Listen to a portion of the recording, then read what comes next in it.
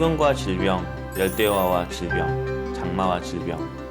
이렇듯 여름은 기후변화가 심한 만큼 우리 몸의 변화도 심합니다. 1년이 편하려면 날씨 변덕이 심한 이 여름을 건강하게 잘 보내야 합니다. 마음껏 즐길 수 있는 행복한 삶. 몸의 유연성이 중요합니다. 그래서 더욱 중요한 우리 몸의 대들보 척추. 척추 통증의 고통은 즐겁고 행복한 우리의 삶을 송두리째 빼앗는 반드시 완치되어야 할 무서운 질병입니다. 통증을 견디는 환자의 이야기에 귀 기울이고 그에 꼭 맞는 맞춤 처방으로 통증에서 자유롭게 해주고자 노력하는 의사. 질병 상태를 궁금증 없이 시원하게 충분히 설명해주는 의사. 통증 유발 진원지를 반드시 찾아내어 질병을 완치하고자 노력하는 마스터 신경외과 원장. 제 이름은 홍상문입니다.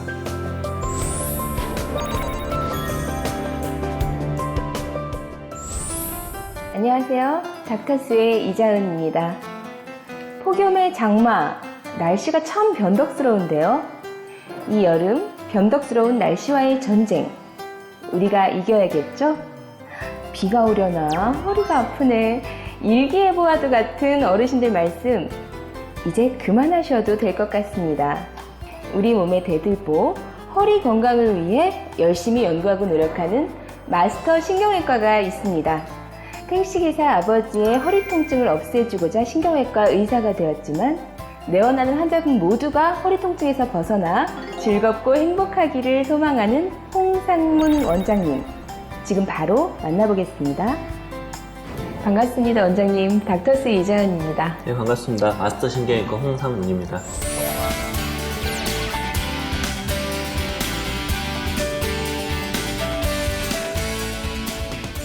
먼저 그 신경외과란 어떤 것을 치료하는 곳인가요? 일단 신경외과는 말 그대로 우리 몸에 관련된 신경을 치료하는 과인데요. 네. 일단 우리 머리에 있는 뇌, 그리고 척추에 있는 척추신경, 그리고 말초에 있는 모든 신경까지 그런 신경이 나타내는 질병을 찾아내고 치료하는 과이고 수술까지 하는 그런 분야입니다. 그렇다면 그 우리 몸의 대들보라고 하는 그 척추 질병에는 어떤 것들이 있을까요? 척추 질병에는 일단 척추가 어떻게 구성되어 있는지를 알아야 됩니다. 척추는 척추뼈가 있고 그 다음에 그 안쪽으로 신경이 지나가게 됩니다. 그리고 척추뼈를 잡아주는 근육들과 인대들이 있습니다. 네네. 그래서 가장 기본적으로 우리가 흔히 아는 척추 디스크 탈출증, 네. 그리고 협착증 같은 질병이 있는데 그런 질병은 디스크가 터져 나왔다든지 아니면은 척추뼈 사이 공간이 좁아져서 신경을 압박했을 때 나타나는 그런 질병들이고 네. 그리고 또 그 외에 뼈가 뼈이기 때문에 부러질 수도 있고 그리고 뼈를 잡아주고 있는 근육이나 인대 같은 것들이 충격을 받거나 아니면 과사용에 의해서 혹은 또는 운동 부족에 의해서 염증이나 그런 문제들이 생겼을 경우에 네. 통증으로 나타나게 됩니다. 아, 네. 그렇다면 그 각가지 척추 질병 중에서 가장 흔히 나타나는 질병은 무엇일까요? 일단 우리 척추는 목과 그 다음에 가슴 쪽 흉추 그리고 허리 쪽의 요추로 구성되어 있습니다. 그런데 흉추 같은 경우는 움직임이 많지 않기 때문에 네. 질병이 잘 생기지 않고요. 보통 이제 목에 있는 경추 그리고 네. 허리 쪽에 있는 요추 쪽에 질병이 많이 생깁니다. 그래서 이제 가장 기본적으로 네. 뼈를 잡아주는 근육이나 인대 같은 부분에 문제가 생겼을 때 네. 가벼운 목 통증이나 허리 통증이 발생할 수 있고요. 그리고 이제 이런 척추뼈 사이사이에 있는 네. 디스크라는 물질, 그게 이제 우리가 뼈와 뼈 사이에 있는 연골을 디스크라고 하는데요. 그 디스크에 문제가 생겨서 디스크가 터져 나왔다거나 네. 그래서 그 터져 나온 디스크가 신경을 눌렀을 경우에 그러면은 팔이 저린다든지 다리가 저린다든지 아니면 심한 경우에는 마비까지 올 수 있는 네. 그런 질병들이 있습니다. 그렇군요. 그렇다면 그런 그 급성과 만성의 척추 질병이 있을 텐데 그것들에 대해서도 설명을 해주시고요. 또 응급처치에는 또 어떤 것들이 있는지 알고 싶거든요. 급성 통증은 우리가 그냥 흔히 허리가 삐었다거나 목이 삐었다는 표현들을 많이 네네. 쓰는데 근육에 염증이 생기는 경우들이 있고요. 네. 그리고 이제 보통 우리가 이제 흔히 말하는 디스크 탈출증, 그것도 급성이라고 볼 수 있습니다. 안 좋아져 있는 디스크가 갑자기 튀어나와서 신경을 누르는 경우. 이제 그런 경우에는 가벼운 경우에는 주사 치료만으로도 해결될 수도 있고 네. 심한 경우에는 수술까지 갈 수 있는 위험성이 있을 수 있습니다. 그리고 만성으로는 네. 우리 어르신들이 이제 척추 협착증 얘기를 많이 하시는데 네. 척추 디스크가 퇴행성 변화가 오고 그리고 그 주변에 있는 척추를 싸고 있는 관절들 이런 부분들에 문제가 생겨서 척추신경이 지나가는 관이 좁아지게 됩니다. 그래서 그 신경들을 눌렀을 경우에 이제 우리가 손 저림이나 팔 저림 그런 증상들이 나타납니다. 근데 이 척추 협착증 증상은 오랜 시간에 걸쳐서 천천히 진행하는 거라서 이제 치료를 하는 것도 한 번에 치료가 되지 않고 오랜 시간에 걸리거나 수술이 필요한 경우들이 꽤 발생하게 됩니다. 그렇다면 좀 이렇게 발견했을 때 응급처치를 좀 할 수 있을까요? 그런. 척추는 어떻게 보면은 굉장히 단단한 조직이기 때문에 보통 충격으로는 큰 문제가 생기지 않고요. 그렇기 네. 때문에 일단 가벼운 이제 통증이 발생됐을 때 그럴 경우에는 네. 뭐 약을 먹는다든지 가까운 병원에 방문하시면 되고 네. 그리고 정말 못 걸을 정도라든지 아니면은 몸을 꼼짝할 수 없는 그런 문제가 발생했을 경우에는 일단은 그 부분을 최대한 움직임을 주지 않는 게 중요합니다. 그래서 움직임을 주지 않고 얼른 병원에 가서 응급실 같은 곳에 가서 처치를 받는 게 필요합니다. 네, 얼른 병원에 가는 게 제일 중요하군요. 네. 그렇다면 이 척추 질병의 치료 과정에는 또 어떤 것들이 있으며 또 어떻게 이루어지고 있나요? 일단 가벼운 근육통이나 뭐 인대 손상이나 그런 부분들은 우리가 이제 물리치료나 약물 치료만으로도 충분한 호전을 보일 수 있고요. 근데 우리가 흔히 가장 많이 걱정하는 게 디스크 탈출증, 척추 협착증을 어떻게 치료하는지가 그렇죠. 제일 많이 걱정이 되실 거예요. 네. 그래서 디스크 탈출증이나 척추 협착증도 단계가 있습니다. 치료하는. 일단 좀 더 통증이 적고 가장 먼저 시도해 볼 수 있는 게 주사 치료를 고려해 볼 수가 주사 있습니다. 치료. 예, 네. 그래서 신경 주변으로 약물을 투여해서 네. 증상을 조절해 볼 수 있는 방법이 있고요. 네. 그 다음에 이제 그걸로도 효과가 없을 경우에 그럴 경우에 예전에는 수술을 많이 생각을 했었었는데 네. 요즘에는 이제 기술이 많이 좋아져서 수술 말고도 네. 이렇게 사용할 수 있는 그런 시술들이 많이 나와 있습니다. 아, 반가운 소식이네요. 수술은 너무 무서우니까.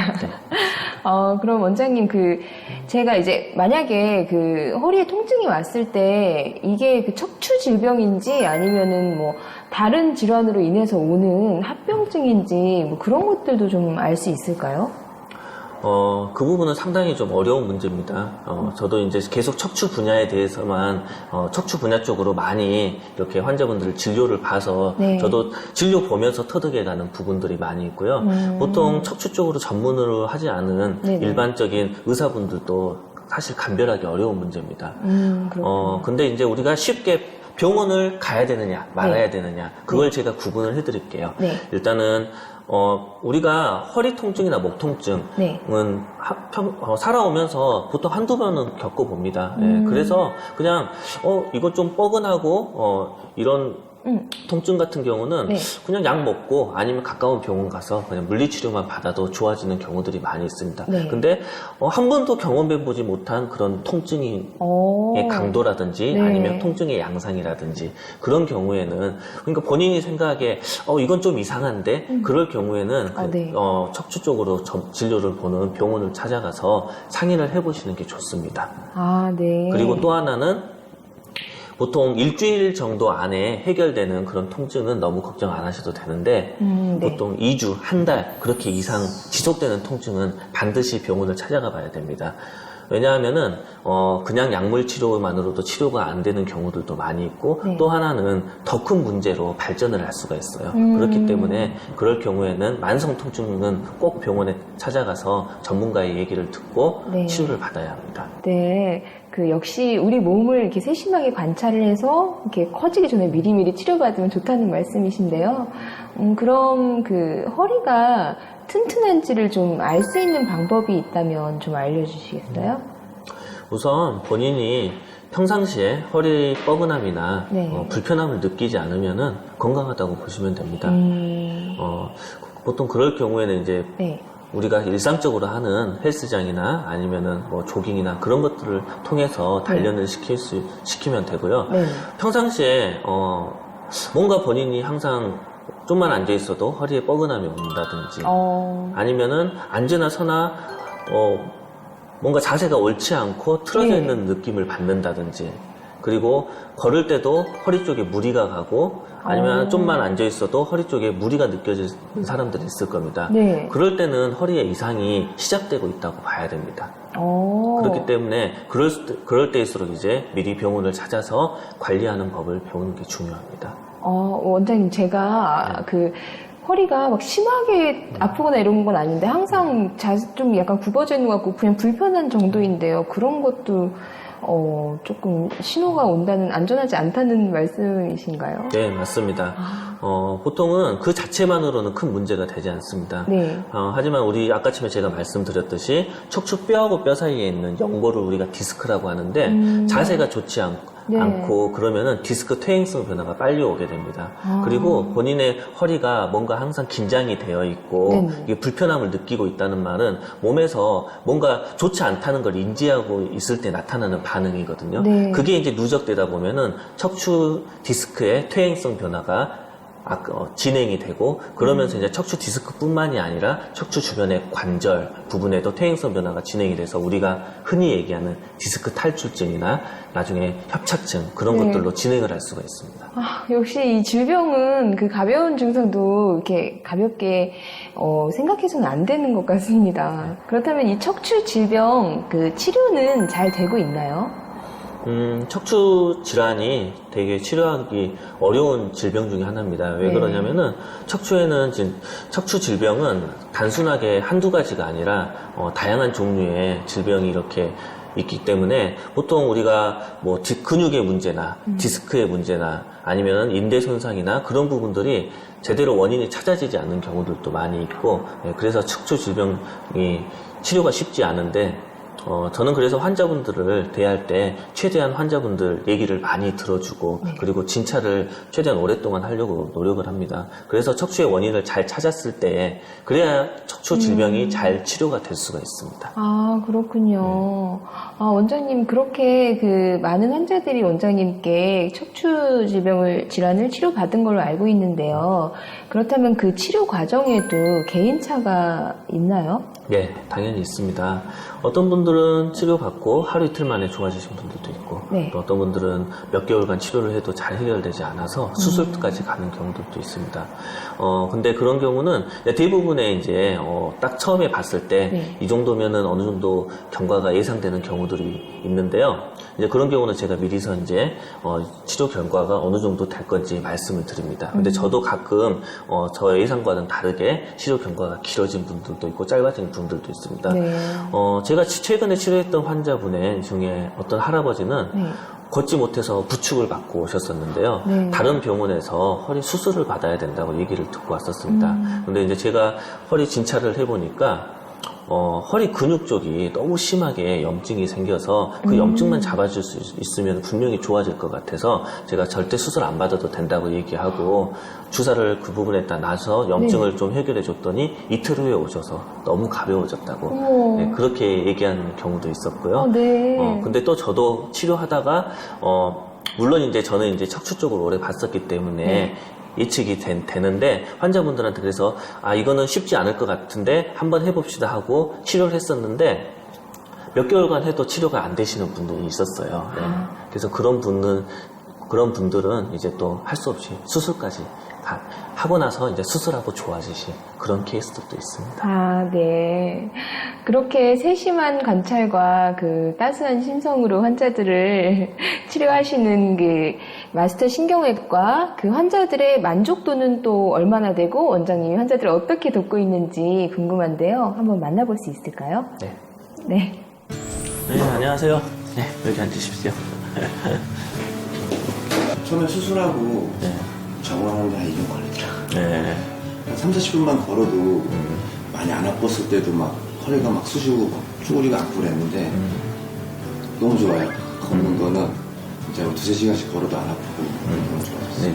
이렇게 누르는 건 어떠세요? 누르는 거는 괜찮아요. 근데 앉을 때 이제 앉아서 있으면 앉으면 괜찮은데 걸을 때 다리 쪽이 너무 저리고 아파서 이제 그래서 내원하셨던 거였고, 이제 MRI를 찍어 보니까 그 신경이 나가는 곳이 좀 굉장히 좁아져 있어서 신경이 꽉 눌려져 있었어요. 지금 전에하고 위치 변화 없이 괜찮아요. 근데 이제 저희가 이제 우려했던 부분이 이제 그 위에 이제 디스크도 좀 안 좋았었잖아요. 그래서 이제 그게 악화되지 않을까. 지금만 봤을 때는 제가 전에 봤었던 그 정도 디스크 간격 유지되고 있어서, 그리고 지금 특별한 이 디스크 때문에 나타나는 증상은 없어서 괜찮아 보이고요.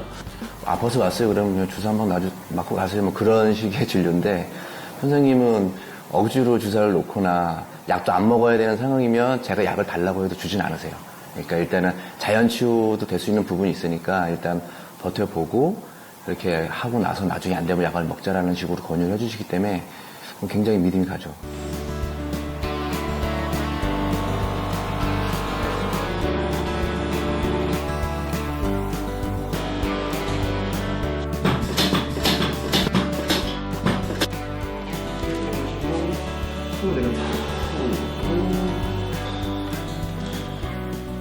도수치료를 받으면 굉장히 몸이 편안해져요. 그래가지고 며칠은 잠을 굉장히 편안하게 잘 수가 있거든요. 근데 이제 저는 원리를 잘 모르겠는데 그렇게 아까 보시면 이렇게 막 문질러 주시잖아요. 그게 제가 알기로는 피부 조직을 좀 재생시킨다는 뜻으로 좀 알고 있거든요. 전에 많이 물어봤는데 그걸 한번 하면 근육 뭉친 데나 좀 불편했던 부분이 굉장히 좋아져요.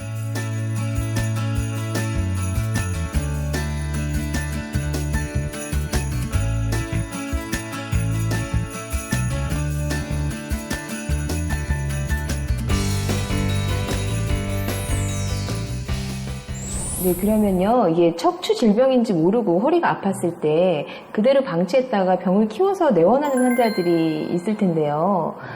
그런 경우에 좀 합병증이 올 수 있을까요? 제가 아까 말씀드렸듯이, 가벼운 신호들이 왔을 때 네. 이걸 방치하게 되면은 점점 퇴행성 변화가 진행을 하게 됩니다. 그래서 이제 더 큰 디스크 탈출증이나 협착증 같은 문제를 일으킬 수가 있고요. 네. 또 하나는 가장 큰 조심해야 될 문제 중에 디스크가 터져서 이렇게 신경을 압박할 때 네. 다리 통증이 나타날 수가 있는데, 이 통증까지만 해도 급하게 응급으로 처리할 필요는 없는데요. 보통 마비 증상이 있을 때, 그럴 경우에는 바로 치료가 되지 않으면은 심각한 후유증이 남을 수가 있습니다. 그럴 때는 바로 병원에 마비 증상이 나타날 때는 바로 응급실이라도 가셔서 치료를 받으셔야 됩니다. 그럼 허리 통증에는 어떤 증세들이 있는지 좀 알려주세요.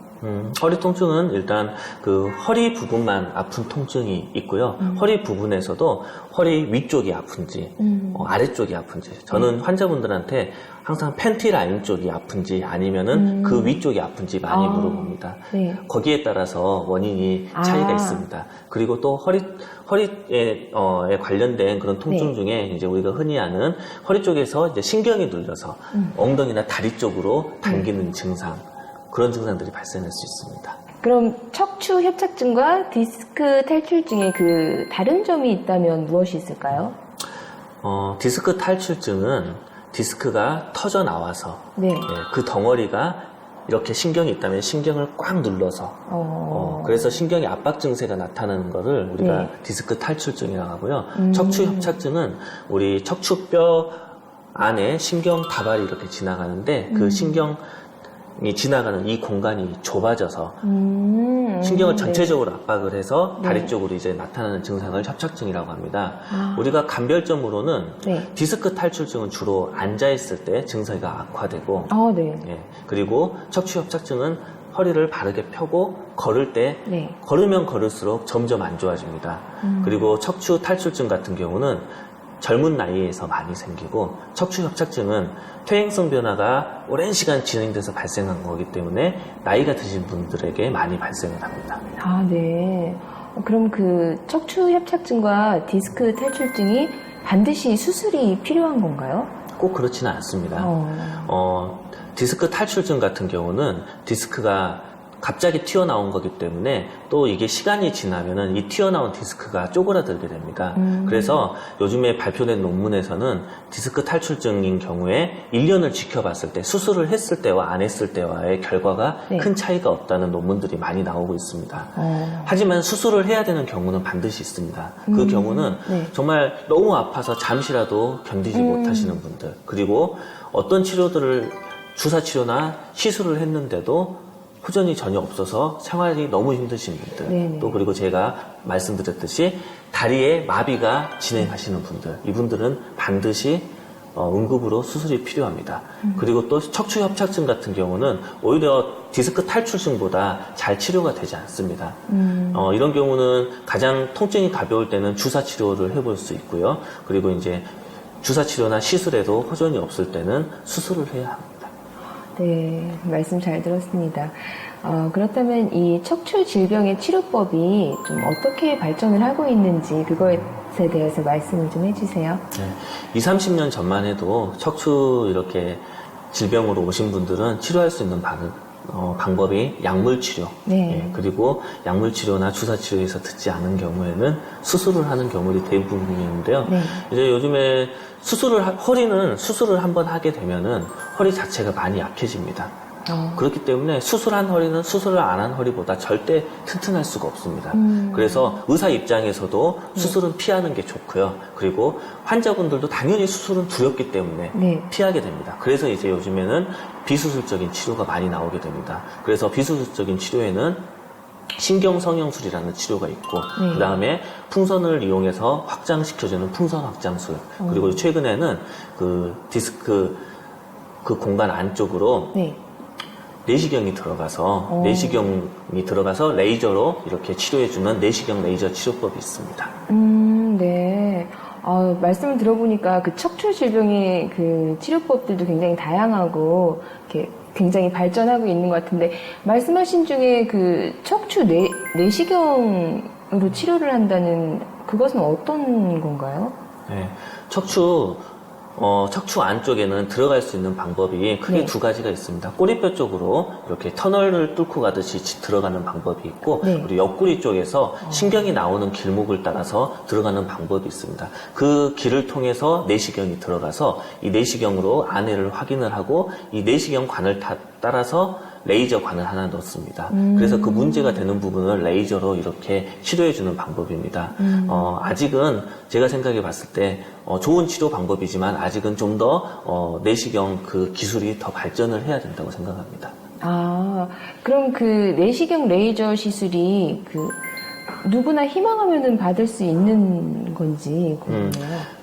MRI를 찍어보고 그 안의 상황을 좀 들여다봐야 됩니다. 그래서 그 내시경 치료가 꼭 필요하고 효과적인 분들이 있고, 내시경 접근조차 안 되시는 분들도 있습니다. 그리고 내시경 치료를 해도 효과가 안 나타나시는 분들도 있습니다. 그거는 이제 경험이 많은 의사가 그 MRI나 아니면 환자 증상들을 보고 판단을 해야 됩니다.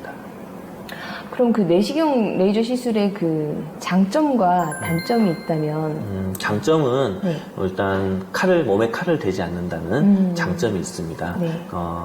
당연히 결국 몸에 칼을 대지 않기 때문에 우리 이제 수술을 하게 되면은 몸의 근육과 뼈가 많이 손상이 되게 됩니다. 네. 그래서 나중에 이제 그 척추가 약해지고 후유증이 발생하는 건데, 이 내시경 치료는 몸에 그런 근육이나 뼈에 손상을 주지 않기 때문에 회복도 빠르고 그리고 후유증도 남지 않습니다. 시술도 1시간 이내에 가능하고, 그리고 시술 후에는 바로 정상적인 생활이 가능합니다. 네. 단점은 네. 아무래도 이제 그 내시경 치료로 해결할 수 있는 한계가 있습니다. 모든 질병이 다 해결이 되는 건 아니고요.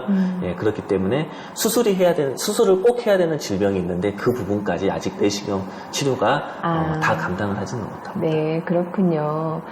제가 이렇게 원장님하고 말씀을 좀 나누다 보니까요, 그 원장님께서 왜 신경외과 전문의가 되셨는지 그게 궁금해지는데요. 한번 말씀을 좀 듣고 싶어요. 저는 의사는 어렸을 때부터 좀 약자에 대해서 관심이 있었습니다. 그래서 약한 사람들을 좀 도와주고 싶었었는데 그 도와주는 방법 중에 아픈 사람을 치료해주는 게 제일 큰 도움이 되지 않을까. 예, 그래서 그런 부분을 생각해서 의사에 대한 꿈을 키워왔었었고, 그리고 또 저희 아버님이 또 오랜 개인 택시 운전을 하시는데요. 그렇기 때문에 좁은 공간에서 오랫동안 앉아있기 때문에 네네. 허리가 좋지 않으셔서 항상 그런 부분들도 마음에 쓰여서 아픈 사람들을 좀 치료해줬으면 좋겠다. 네, 그런 결정을 해서 의대에 가게 됐습니다. 그리고 신경외과를 선택한 거는 저는 이제 의사는 좀 어렸을 때 그런 생각에 의사는 수술을 해야 되지 않을까. 그래서 이런 드라마틱한 네네. 치료를 해주는 게 멋있어 보여서 외과를 해야겠다고 생각을 했었고, 외과 의사 중에서도 이 머리, 뇌를 다루고 그리고 신경을 다루는 의사가 뭔가 더 전문성이 있어 보여서 네네. 그게 너무 또 멋있어 보여서 예, 그걸 하고 싶었습니다.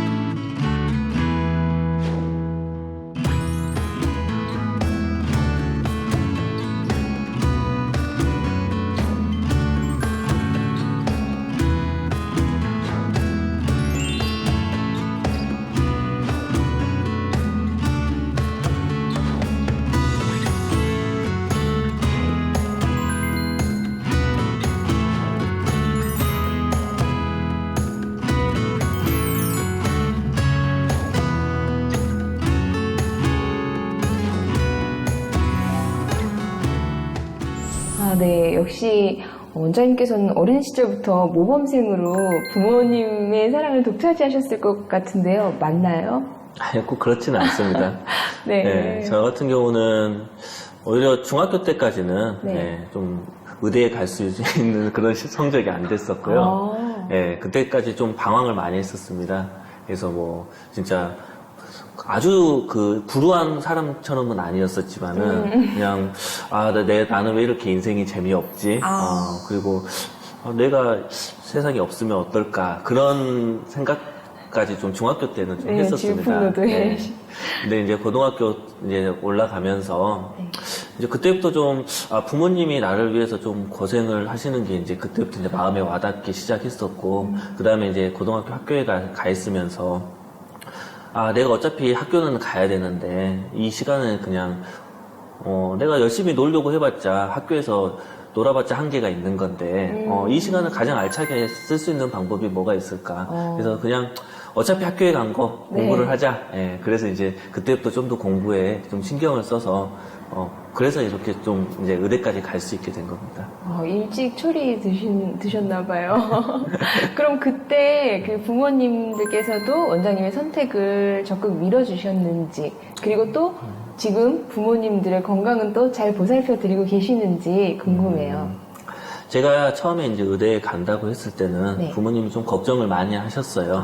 예, 이제 부모님이 이제 보시기에 제가 성격이 좀 너무 내성적이고 또 남한테 싫은 소리를 못하고 그래서 사회생활이 좀 안 좋게 보셨나 봐요. 네. 예, 그래서 너는 그냥 공무원 같은 걸 해라. 예, 그래서 차라리 뭐 네가 의대를 갈 거면은 어디 행정과 같은 데를 가서 행시를 준비를 해라. 뭐 그런 얘기를 좀 많이 하셔서 의대를 좀 말리셨어요. 네. 예, 근데 이제 제가 워낙 이제 하고 싶어 했었기 때문에 그런다 해서 뭐 너무 강력한 반대는 안 하셨기 때문에 제가 원하는 대로 의대에 갈 수가 있었었고, 그래서 지금 이렇게 의사를 하고 있습니다. 그리고 부모님은 지금 저는 이제 서울에 있는데 부모님은 광주에 있어서 자주 뵙지를 못하고요. 네. 이게 불효자라서 그런지 부모님이 아프다고 하면은 왠지 더 소홀하게 생각하게 되는 것 같습니다. 왜요? 환자분들에게는 정말 내 가족처럼 돼야지 그렇게 얘기하면서 네. 그래서 환자분들한테는 정말 가족처럼 잘 대해주고, 저는 환자분들 이렇게 만나는 게 너무 좋거든요. 그래서 환자분들을 치료해줬을 때 너무 보람이 차고, 그래서 환자 보는 일 자체가 너무 좋은데 네. 이상하게 부모님이 아프다 그러면은 그냥 한 귀로 듣고 한 귀로 흘리게 되고 좀 그렇게 소홀하게 좀 많이 대해드렸어요. 근데 이제 최근에 이제 이러면 안 되겠다. 우리 부모님도 이제 연세가 좀 이제 들어가시는데 내가 신경 써드려야지. 네. 그렇게 하고 지금 반성하고 있는 중입니다. 지금은 좀 그렇게 잘 살펴드린다고 하니까 제가 볼 때는 효자이신 것 같은데. 다른 네. 부분에서는 말을 네. 좀 잘 들으려고 하고 크게 걱정은 지금 끼쳐드리지 않았던 것 같은데요. 네네. 근데 부모님이 아프신 데는 제가 좀 많이 소홀히 했던 것 같아요. 네. 앞으로 잘 해주시리라 믿고요. 원장님, 제가 이 마스터 신경외과의 시설이 좀 갑자기 궁금해지는데요. 한번 좀 같이 소개 좀 시켜주실 수 있을까요? 네, 한번 같이 보시죠. 네. 굉장히 모던한 인테리어와 그리고 깔끔하고. 이 기계는 좀 어떤 용도로 어떻게 사용을 하는 것인지 좀 설명해 주시겠어요? 네. 초음파 기계는 초음파를 이용해서 네. 몸에 있는 근육, 뼈, 이렇게 신경 조직들을 네. 잘 보일 수 있게 하는 기계입니다. 특수 치료실 어떻게 치료하는 건가요? 기계가 굉장히 어떻게 좀 움직이는지 그런 것들이 궁금해요. 이 방은 척추 치료하는데 굉장히 네. 특화된 방이라고 보시면 될 겁니다. 예, 그래서 이 옆에 보이는 기계가 휴대용 엑스레이예요. 예. 휴대용 엑스레이. 네, 그래서 이제 우리가 흔히 촬영하는 엑스레이 기계보다 네. 방사선 출력량이 적으면서 이제 손쉽게 환자분들을 이렇게 치료하는데 도움을 줄 수 있는 기계입니다. 그래서 척추 치료하는 분야에서는 없을 수 없는 꼭 필요한 기계라고 할 수 있겠죠. 굉장히 척추 치료에 특화된 그런 기계네요. 네. 네, 여기 지금 보이는 공간은 환자분들 이렇게 운동을 가르쳐 주는 곳입니다. 보통 이제 근육이 약해지거나 네. 아니면 근육의 밸런스들이 안 맞아서 통증을 느끼시는 분들이 많거든요. 네. 그래서 그런 분들이 이제 여기에 와서 운동 지도를 받고 이렇게 운동을 하는 곳입니다. 들어와 보세요. 네. 여기는 도수치료실이라는 곳인데요. 예, 여기에서는 이제 환자분들 뭉친 근육들이 있다거나 아니면은 그 통증 부분 풀어줘야 될 부분들이 있다면은 예, 그런 부분들을 해결해 드리고, 그리고 체형이 틀어졌다든지 그런 근육의 밸런스가 맞지 않는다든지 그런 분들 이렇게 교정 치료를 하는 곳입니다. 한번 이 베드에 누워서 체험을 좀 해볼 수 있을까요? 네, 그러면은 예, 저희 치료 선생님께서 근데 먼저 어떻게 아프세요? 예전에는 허리가 좀 보통 때도 아픈 적이 있었거든요. 네. 그때 제가 자세가 많이 안 좋았었는데 약간 뭐 운동이나 이런 거 배우고 나서 조금 덜 아파요. 지금 올라올 때 약간 심한 통증이 걸리는 이쪽에는 공간 좀 넓혀주면서요. 좀 한 10분, 15분 정도 받으시면서 이제 좀 편안함을 좀 느낄 수 있으세요. 또 근육을 싸고 있는 근막이라는 게 있어요. 근막을 좀 이완시킬 수 있는 도구랑 그런 이제 테크닉을 이용해서 조금 통증을 좀 줄이려고 노력할 거예요. 하시다가 아프거나 하시면 저한테 말씀하시겠어요. 피부가 좀 예민하거나 좀 약하신 분들은 좀 통증을 살짝 느낄 수 있으세요. 되게 시원해요. 다리 뒤에 체크 한 번만 할게요. 네. 하나는 좀 엎드리시면 되고요. 저는 오른쪽 다리가 살짝 짧은 상태세요. 지금은 또 이제 다리 길이가 다시 맞아 들어갑니다. 네. 골반이 뒤로 나와 있는 부분 앞으로 밀어주고요. 네. 앞으로 가 있는 부분은 밑에 쪽으로 올려서 당겨주고요. 네. 이렇게 큰 소리에 좀 놀라긴 했지만 다리 길이가 맞춰졌다는 게 지금 굉장히 기쁩니다. 그리고 허리는 이제 아프신 분들은 통증이 좀 심하겠지만 이제 저는 약간의 통증이기 때문에 좀 시원하다는 느낌이 들었고요. 지금 선생님 말씀하신 대로 꾸준히 받으면 정말 좋은 효과가 있을 것 같습니다. 자신의 노력과 병행해서요. 척추와 연결된 경추에 관한 질문인데요. 그 경추 디스크 치료는 어떤가요? 일단 경추는 우리 경추에서 우리 머리 쪽으로 그리고 얼굴 앞면 쪽으로 네. 그리고 어깨, 등, 팔, 손가락 끝까지 담당하는 신경이 나가게 됩니다. 네. 예, 그래서 경추 쪽에 문제가 생기면은 그래서 경추 쪽에 디스크가 있어서 신경을 압박하게 되면은 우리가 흔히 아는 팔 저림이나 손가락 저림 그리고 어깨 통증 등 통증도 나타날 수가 있고 심한 사람은 후두부 통증 그리고 안구 통증까지 나타날 수가 있습니다. 네, 굉장히 긴밀하게 연결이 되어 있네요. 그러면 그 오십견이라고 그 오십견과 목 디스크가 서로 좀 상관이 있나요? 제가 차이점을 좀 설명을 해드릴게요. 네. 일단 목 디스크에 의한 어깨 통증 같은 경우는 팔도 많이 같이 저리다든지 네. 아니면 등 쪽으로 통증이 같이 나타난다든지 그런 동반되는 통증이 있을 수 있고요. 그리고 목 디스크에 의한 어깨 통증 같은 경우는 목 움직임에 따라서 통증이 유발됩니다. 그리고 이제 오십견 같은 경우는요, 네. 보통 그 단독으로 나타나는 경우들이 많습니다. 특히 이제 또 목 디스크와 오십견의 차이는 목 디스크 같은 경우는 밤에 잠잘 때는 네. 특별히 많이 아프지 않습니다. 근데 오십견은 낮보다는 특히 밤에 잠잘 때 통증이 심하게 유발이 됩니다. 네. 그 목 디스크와 오십견이 그 치료 방법이 있는지 지금 어떻게 치료되고 있는지 좀 설명을 해주세요. 목 디스크는 증상이 심하지 않을 경우에는 보통 약물 치료로만으로도 좋아질 수가 있습니다. 예, 그리고 이제 약물 치료만으로 효과가 없으신 분들은 목 쪽에 신경 차단술이라는 신경을 회복시키는 주사 치료를 해서 회복을 시킬 수 있고, 그리고 주사 치료만으로도 되지 않을 때 그럴 경우에는 이제 신경 성형술이나 그런 치료들을 통해서 비수술적인 치료를 해볼 수가 있습니다. 그리고 그걸로도 해결되지 않은 정말 심각한 그런 디스크 질환 같은 경우는 수술이 필요할 수도 있습니다. 네. 그리고 어깨 오십견 같은 질환은 오십견은 엄밀히 말해서 원래는 질환명이 아닙니다. 오십견은 어깨가 굳어지는 겁니다. 그래서 그걸 우리가 오십견이라고 하는데 그러면 오십견은 그 원인이 되는 그 질병에 대한 그 치료가 선행이 돼야 됩니다. 그래서 대부분의 이제 오십견을 일으키는 질병 중에 하나는 어깨에 근육과 관절 사이에 있는 활액망이라는 그런 물주머니, 아주 얇은 물주머니가 있는데 네. 그곳에 염증이 생겨서 발생하는 경우들이 많습니다. 그래서 그 염증을 가라앉히는 주사 치료 같은 것들을 통해서 뭐 수술까지도 가지 않고 쉽게 해결할 수가 있습니다. 그리고 그 원인을 해결해주고 굳어있는 어깨를 재활을 통해서 이렇게 풀어줘야 됩니다. 그리고 원장님 그 일자목이라는 말도 있던데요. 그 일자목은 좀 무엇이고 또 어떤 건지 좀 알고 싶어요. 우리 몸은 네. 이쪽이 그 코 방향이라고 봤을 때 네. 뒤로 이렇게 목이 꺾여야 됩니다. 그래서 우리가 흔히 C자형이 돼야 된다고 네네. 얘기를 합니다.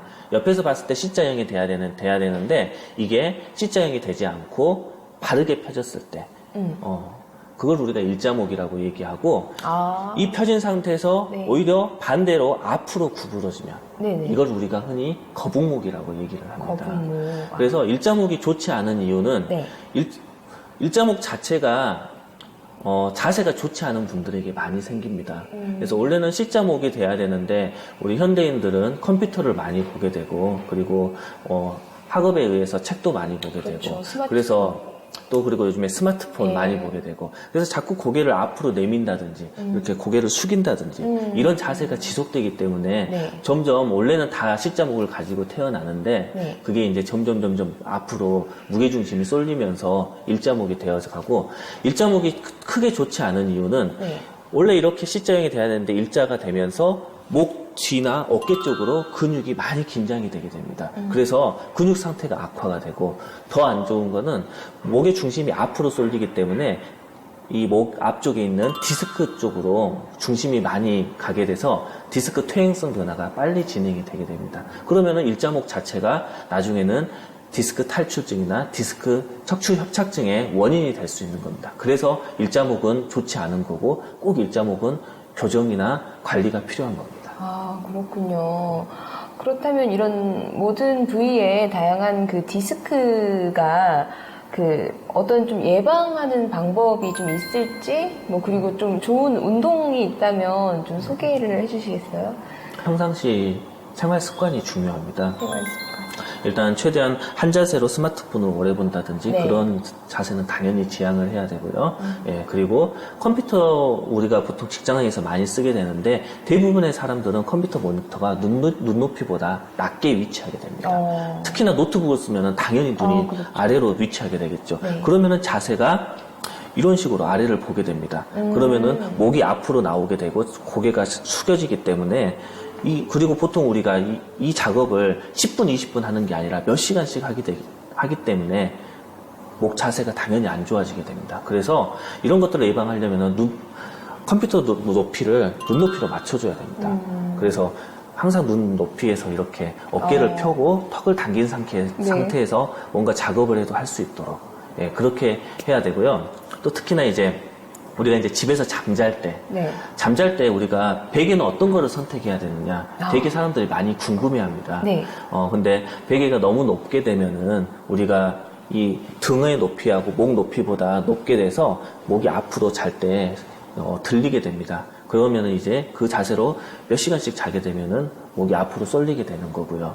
예, 그래서 베개는 최대한 낮은 베개가 좋은데요. 또 너무 낮게 되면은 고개가 뒤로 젖혀지게 돼서 좋지 않고, 그래서 저는 보통 이제 사람마다 편차가 있지만은 한 6cm 정도 베었을 때 딱 눌리고 나서 한 6cm 정도 되는 높이가 좋다고 얘기를 하고요. 그리고 요즘에 이제 목 뒤에 뭘 많이 받치시는 분들이 있습니다. 목베개가 좋다고. 네. 그래서 이제 인체공학적으로 뭐 제작되는 베개들은 이제 그만의 다 이유가 있겠지만 그냥 수건을 돌돌 몬다든지 반원형의 나무 목베개를 목에 받치는 경우가 있습니다. 네. 그러면은 우리가 원하는 그 딱 위치로 이게 들어가는 게 아니라 오히려 전체적으로 목을 들리는 역할을 해서 오히려 더 악화를 시키는 경우가 많습니다. 그래서 목베개는 좀 자제를 해주시는 게 좋습니다. 많이들 잘못 알고 계신 그런 사실이네요. 그래서 이런 자세들이 중요하고 또 하나 이제 자세에 항상 신경을 써야 되고 제가 그리고 팁을 하나 알려드리자면은 허리 건강도 그렇고 목 건강도 그렇고 우리가 보통 직장인들이 앉아서 업무를 보는 경우들이 많은데 30분이나 1시간에 한 번씩은 꼭 일어나서 허리도 펴주고 어깨도 펴주고 목도 당겨주고 이런 습관을 가져야 됩니다. 이 습관만으로도 우리가 목이나 허리 디스크가 악화되는 것을 많이 예방을 할 수가 있습니다. 그렇군요. 굉장히 간단한 방법이 있었네요. 그리고 또 그러니까 스트레칭을 하고 몸을 피고 또 다른 특별한 운동법은 좀 없나요? 보통 우리가 허리나 목이 좀 근육 상태가 안 좋아지고 악화되는 이유는 이 부분이 운동을 하기가 굉장히 힘듭니다. 우리가 보통 복근 운동 사람들이 많이 신경을 쓰잖아요. 아니면 또 걷는 운동이라든지. 그래서 그런 운동들을 많이 하는데 사실 그런 운동들은 직접적으로 목이나 허리 쪽의 근육을 단련시키기는 어렵습니다. 그래서 우선 목은 스트레칭이 가장 중요합니다. 우리가 흔히 보통 많이 하는 이렇게 깍지를 끼고 이렇게 쭉 목이 이완을 시원합니다. 시켜주는 그런 운동이라든지. 근데 이거는 이제 스트레칭의 개념이고 여기 이제 근육에 힘이 들어가야지 단련이 되잖아요. 우리가 팔 근육도 단련시키기 위해서 아령을 들면서 근육에 그 긴장을 주듯이. 그러려면은 이제 목 같은 경우는 우리가 뭘 추를 들고 이렇게 들 수는 없잖아요. 그렇기 때문에 혼자서 할 수 있는 거는 앞에 손가락으로 이렇게 딱 힘을 주고 지탱을 하면서 머리를 앞으로 밀어주는 힘을 줍니다. 그러면은 이 뒤쪽에 근육이 긴장이 되기 때문에 운동이 될 수가 있고, 또 이렇게 이제 이런 것과 더불어서 우리가 흔히 하는 스트레칭, 이런 스트레칭 이렇게 한쪽으로 당겨주는 간단하게 이제 이런 스트레칭들을 해볼 수가 있습니다. 그리고 허리 같은 경우는 엎드린 자세에서 우리가 팔을 이렇게 딱 하고 엎드린 자세에서 팔을 쭉 필면서 상체를 이렇게 팔이 휘듯이 이렇게 들어주면은 등이 긴장이 되는 걸 느낄 수 있을 겁니다. 그 자세에서 한 10초간 지속했다가 또 내렸다가 또 한 번 이렇게 쭉 했다가 이런 것들을 10번 해서 한 2세트, 3세트씩 이렇게 해주면은 큰 도움이 되실 겁니다. 원장님, 그 활 자세를 할 때 욕심내서 너무 휘면 또 무리가 올 수 있나요? 그런다고 해서 크게 무리는 없고요. 활자세는 정말, 정말 본인이 느껴지게 큰 통증이 느껴질 정도까지만 하지 그렇게만 않으면은, 아니면? 괜찮습니다. 네. 그리고 또 하나, 네. 걷는 자세 신경을 많이 써주십시오. 걷는 자세요. 네. 어깨를 한번 펴보세요. 어깨를 피면은 자동적으로 허리가 들리고 턱이 당겨져요. 네, 이 어깨를 그러네요. 핀 상태에서 허리를 구부리는 거 이건 너무 이상한 자세거든요. 그래서 어깨를 피면은 자동적으로 이 자세가 만들어지는데 어머. 앉아 있을 때도 이 자세로. 그래서 컴퓨터를 한다고 했을 때 딱 이 자세로 할 수 있으면 좋고요. 네. 걸을 때도 마찬가지입니다. 어깨를 딱 펴면은 허리가 들리면서 허리하고 엉덩이 쪽에 힘이 들어가게 됩니다. 그래서 그 자세로 걸어 다니면은 평상시 걷는 것만으로도 우리가 운동을 하는 효과를 누릴 수가 있습니다. 네, 기죽지 않고 과감하게 어깨를 펴야겠습니다. 원장님 혹시 그 척추 질병에 좋은 음식도 있나요? 척추 질병에 좋은 네. 특별한 음식은 엄밀히 말해서 없고요. 네네. 잘 먹는 게 중요하고 저는 음식을 먹는 거를 음식을 가려서 먹을 필요는 없고요. 네. 주의해야 되는 건 체중이 느는 걸 주의해야 됩니다. 네. 척추 허리 척추 같은 경우는 체중이 늘면은 위에서 누르는 힘이 네. 많이 눌리기 때문에 디스크가 당연히 퇴행성 변화가 빨리 옵니다. 그래서 위에서 눌리는 걸 줄이기 위해서 체중 조절을 해야 되고, 당연히 또 허리 쪽에 이제 자세가 틀어지다 보면 목에도 영향이 있기 때문에 보통 체중이 많이 나간 사람들은 반드시 허리나 목 쪽에 문제가 생길 수밖에 없습니다. 그리고 또 그만큼 또 체중이 늘었다는 거는 또 그만큼 또 운동이 되어지지 않았기 때문에 또 근력이 약해져 있다는 소리라서 체중 조절에 힘을 쓰셔야 됩니다. 내가 만약에 허리가 조금 아프다, 그리고 또 디스크 초기 증상으로 다리가 좀 저리다, 그러신 분들은 한번 몸무게를 한 5kg, 내가 몸무게가 많이 나간다 싶으면 한 10kg 한번 빼보세요. 그러면은 그 다른 치료 없이 몸무게를 빼주는 것만으로도 증상이 깨끗하게 좋아질 수 있습니다. 그럼 원장님 끝으로 그 마스터 신경외과의 발전에 따른 원장님의 어떤 계획이나 꿈을 좀 들어보도록 할게요. 근데 환자분들 치료하는데 가장 치료를 잘하는 의사의 가장 출발점이 환자분들이 아픈 그 원인을 잘 찾아내는 거라고 생각을 해요. 네. 허리 아픈 원인도 정말 종류가 다양하거든요. 네. 그래서 그 원인들을 정말 꼭 지금 문제가 되는 원인들을 잘 찾으려고 노력을 해요. 그래서 잘 찾아내고, 그리고 이제 최신 그런 치료 기술들을 잘 습득을 해서 그 부분들을 환자분들에게 잘 적용을 시켰을 때 환자분들이 치료가 잘 될 수 있다고 생각하기 때문에, 또 이제 제 자기 개발을 통해서 치료 기술들을 제가 또 잘 습득하는 거, 그걸 위해서도 노력하고 있습니다. 네. 정말 그런 환자분들을 위한 그런 따뜻한 신성이 정말 감동적이네요. 그 원장님의 계획과 꿈들이 항상 잘 이루어질 수 있도록 제가 언제나 응원을 하겠습니다. 감사합니다. 네, 지금까지 내원한 환자의 통증을 자세히 듣고 아픈 마음을 잘 이해하며 정확한 병명을 찾아서 치료는 물론 인생사까지 귀 기울여 환자들에게 힘이 되고자 노력하는 마스터 신경외과의 홍상문 원장님을 만나봤는데요. 이제 척추 질병의 걱정 없이 인생을 즐길 수 있을 것 같습니다. 경추와 척추, 요추 질병으로 고생하시는 닥터스 시청자 여러분께 많은 도움이 되었으면 좋겠습니다. 그동안 닥터스를 시청해주신 시청자 여러분께 진심으로 감사드립니다. 원장님, 오늘 만나 뵈어서 굉장히 반갑고 감사했습니다. 네, 저도 감사했습니다.